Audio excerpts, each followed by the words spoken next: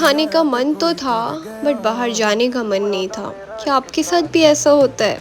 होता है तो थम्स अप देके ज़रूर जाना। तो ये चलो आज हमने बनाए आटे वाले मोमोज, जो कि हेल्दी भी था और सबको पसंद भी है। तो मोमोज़ के लिए हमने सारे वेजिटेबल चॉप्स कर लिए थे एंड देन एक कढ़ाई में ऑयल डाल के और उसमें वेजिटेबल्स को हीट कर लिए थे। नमक मसाला जो जो चाहिए था वो डाल दिया था और हल्दी नहीं डाला था गाइस। सो ये पीछे जो आप जुगाड़ देख रहे हो ना, ये मम्मी का है जुगाड़। तो मम्मी ने पता नहीं कहाँ से देखा बट ये इजी वे था मोमोज की शेप में बस जाना गाइस, बट टेस्ट तो मज़ेदार ही था। सो नाउ हमारे मोमोज हो चुके थे रेडी, चलो खाते हैं।